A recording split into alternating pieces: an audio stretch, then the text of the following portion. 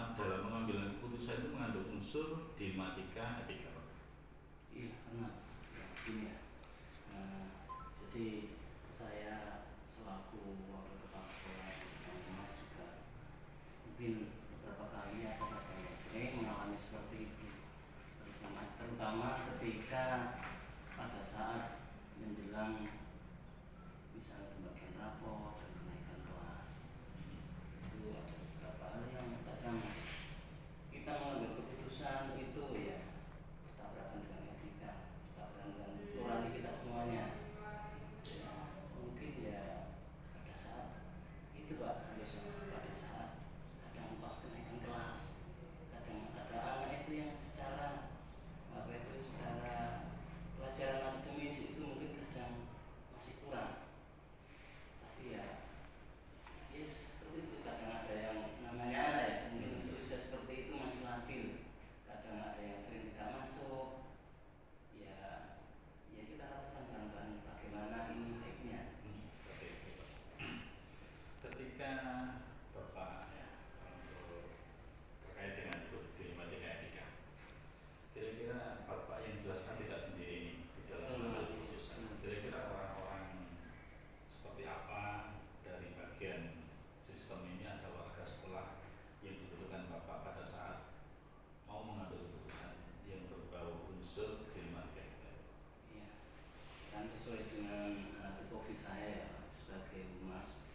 Contoh yang seperti saya contohkan tadi ya, salah satu contoh kan misalnya tadi kenaikan kelas itu kan nanti berhubungan dengan luar, wali murid lah berhubungan dengan luar. Jadi tentu saya punya atasan, punya kepala sekolah.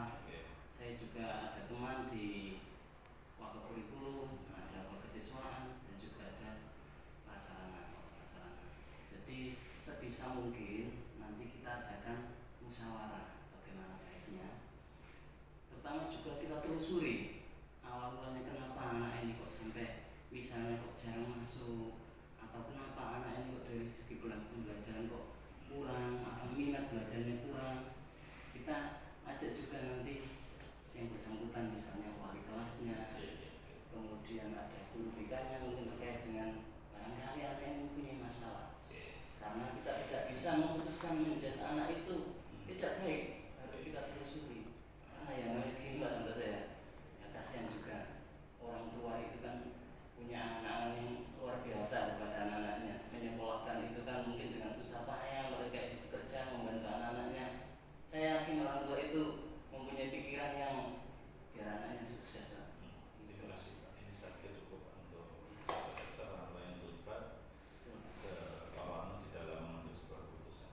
Kemudian saat Bapak ini sudah mengumpulkan orang-orang yang terlibat di dalam untuk membantu penyelesaian saya dengan pertimbangan atau apapun, kira-kira Bapak ini adakah sebuah penerapan paradigma yang secara teori atau secara akademik itu ada yang landasi Bapak ketika mengambil keputusan yang berbau dilematika etika itu?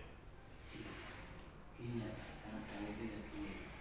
Kadang kalau kita mengikuti rasa keadilan, mungkin itu dibilang tidak adil. Anak-anak yang pinter, yang sekolahnya rajin, naik kelas, sementara anak-anak yang mungkin kurang rajin kok dinaikkan kelas juga. Tetapi kita juga namanya manusia sosial. Tadi berawal dari anak-anak itu kan mungkin masih usia segini, masih labil Pak. Jadi kita tidak tahu problematika masalahnya di rumah itu, mungkin kita kurang tahu secara detail. Kita hanya mungkin ada masalah yang belum kita ketahui. Iya, kasihan juga Pak. Jadi kalau kita saklek dengan adil ini nggak bisa naik kelas ini, itu kan mengorbankan masa depan anak. Iya, kita tetap ada rasa kasihan gitu ya. Ada rasa kasihan sebagai makhluk sosial. Bagaimanapun juga itu kan ya, kita dititipi orang tua sebagai peserta didik, tujuannya adalah untuk mendidik mereka supaya lebih baik lagi ya. Rasa kasihan itu ya otomatis kadang sering mengalahkan dari rasa keadilan. Karena adil itu kan dengan proporsional Pak. Bisa diukur, ada parameternya juga. Apakah juga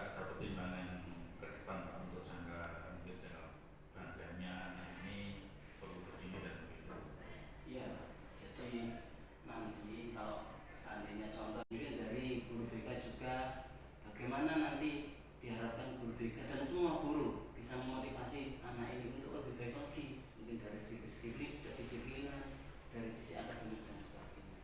Oke, berarti itu paradigma Pak ya. Iya. Maaf, saya akan masuk lebih dalam. Nah, ini kalau paradigma ini kan ada hal yang secara prinsipil ini untuk yang melandasi Pak ya.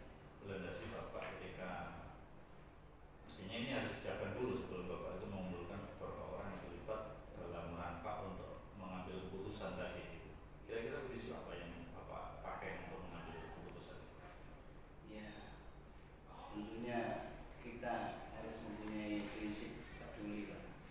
Peduli terhadap siswa kita yang mempunyai masalah. Semuanya kita harus peduli, peduli tentang yang bermasalah. Artinya dengan rasa peduli itu ya kita akan berusaha untuk anak-anak yang bermasalah baik dari sisi psikologis atau akademis, kita hidup sebaik-baiknya, kita arahkan, kita beri motivasi. Saya pikir prinsip itu sudah sangat dasar Bapak. Terima kasih.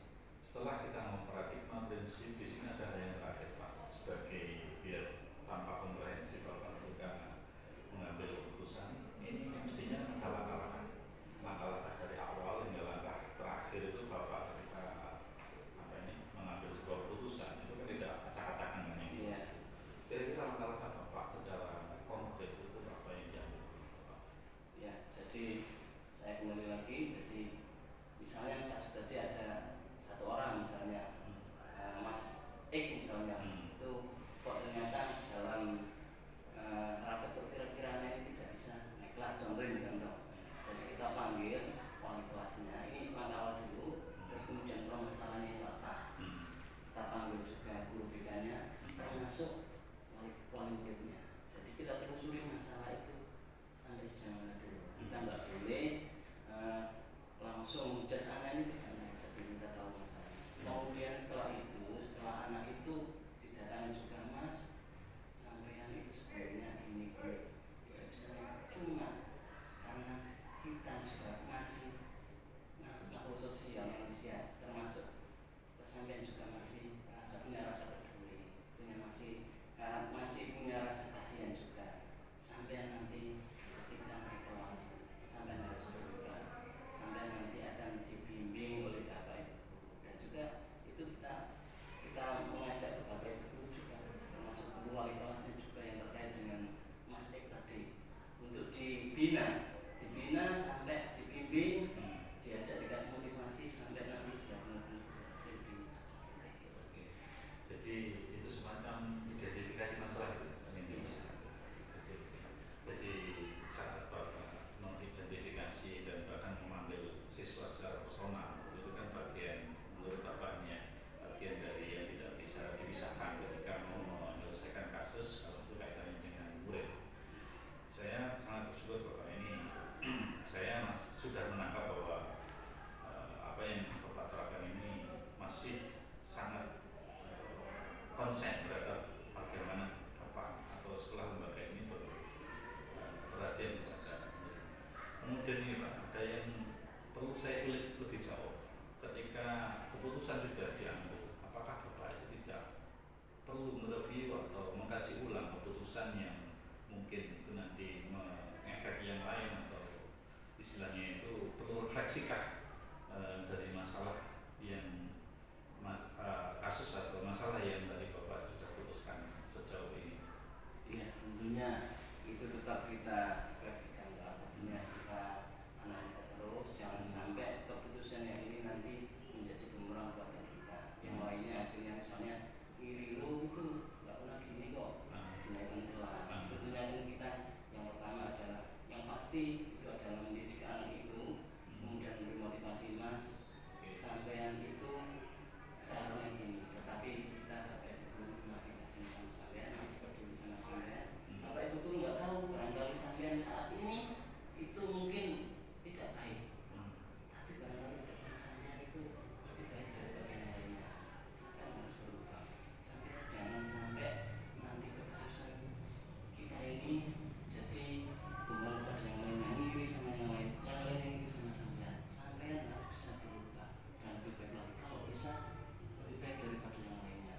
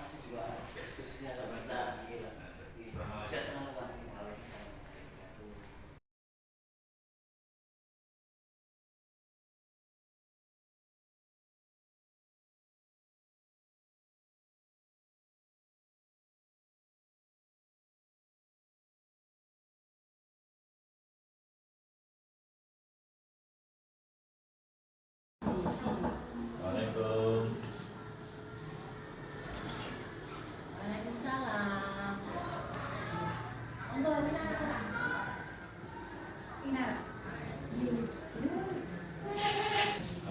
dibantikan. Mohon maaf sebelumnya mengganggu waktu Pak. Oke, kira-kira ada apa ini Pak Santoso? Kok tiba-tiba kesini dan saya cukup senang karena ini kunjungan pertama ya Pak Santoso. Enggak. Kira-kira apa yang bisa saya bantu untuk Pak Santoso? Ini Bu, kemarin kan kita sudah melalui tahapan di ruang kolaborasi. Oh, tiba-tiba ini, ya bukan tiba-tiba sih, kita sudah tahu bahwa materi kita ini adalah diri merdeka dan etika. Di mana Ibu sebagai seorang pemimpin pembelajaran, bagaimana nantinya Ibu sebagai punya pengalaman yang terkait, nanti saya sendiri bisa belajar dari Ibu sejauh mana Ibu mengalami di dunia pendidikan khususnya di SMP di Serius.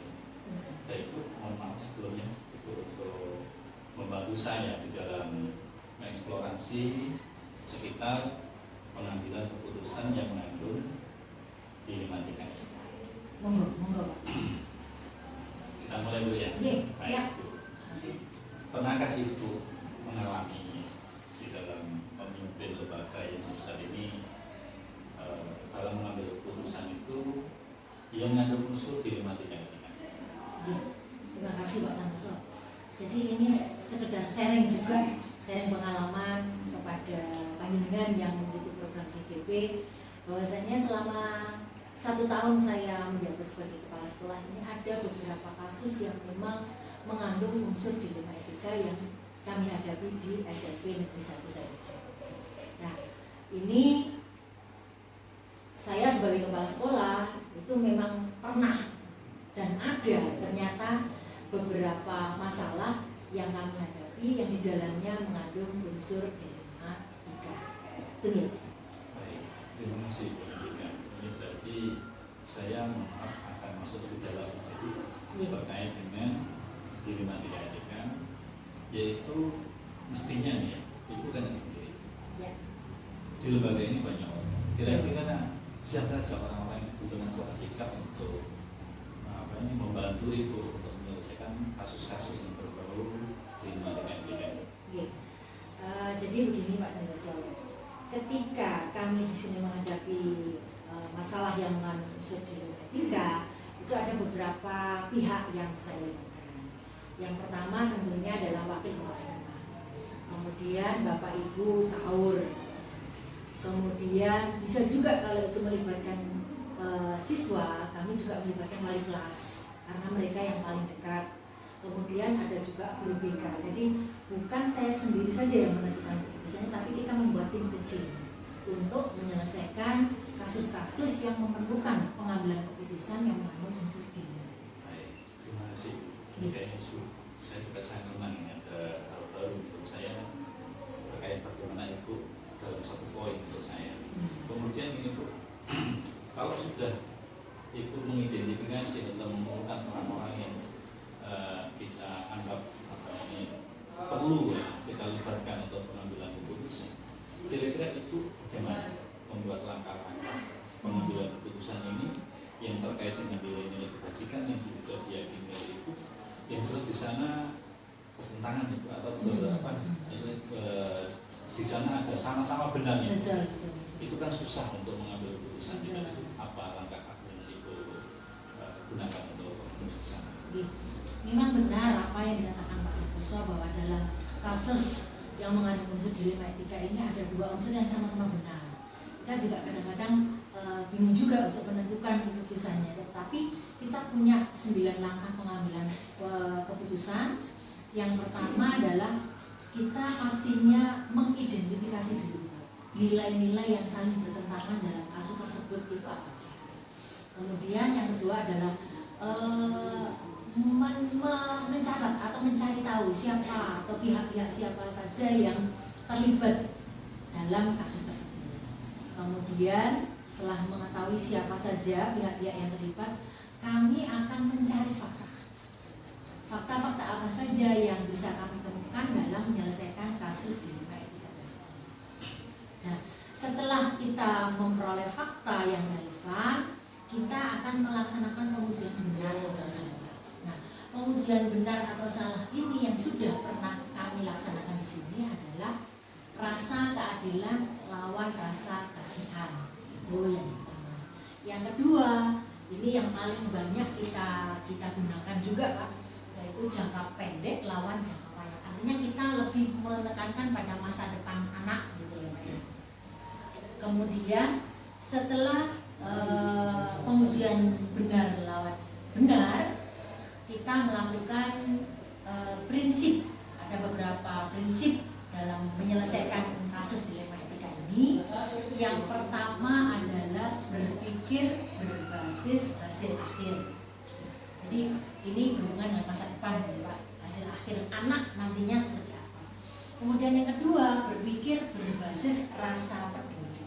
Ini yang kadang-kadang itu sulit untuk kita, rasa kepedulian kita terhadap anak itu seperti itu.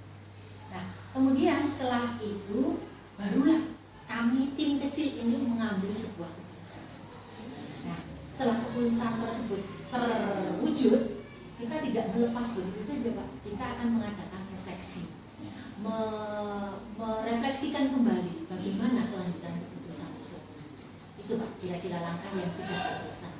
Oke, jadi ini saya sudah ada beberapa poin Bu, ada langkah-langkah, kemudian ada prinsip dan paradigma seperti itu tadi.